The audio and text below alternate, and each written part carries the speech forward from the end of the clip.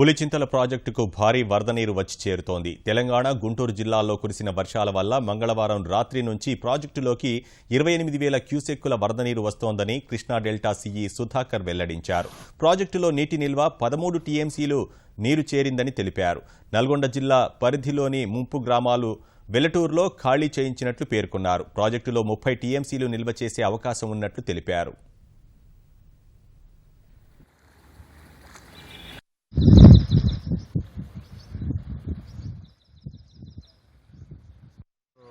పులిచింతల డ్యామ్లోకి చేరింది. ఇంకా 28,000 ఇన్ఫ్లోస్ వస్తూ ఉన్నాయి. ఇంకా ఇవి ఇలా కంటిన్యూ అయితే 15-16 టీఎంసీల వరకు చేరవచ్చు. దీనికి సంబంధించి ఇక్కడ ఈ నల్గొండ డిస్ట్రిక్ట్లో వెల్లటూరు విలేజ్ ఖాళీ చేసేసారు వాళ్ళు. కాబట్టి మనం 15 టీఎంసీ వరకు మనం స్టోర్ చేసుకోవచ్చు. ఇంకా ఏమైనా రేపు ఎల్లుండి వర్షాలు ఇంకా పడితే ఫర్దర్ మాకు 1 or 2 టీఎంసీ చేరవచ్చు. కింద కూడా ప్రకాశం బ్యారేజ్లో కూడా కింద ఆల్రెడీ ఫుల్ పాండ్ లెవెల్కి వచ్చేసాము.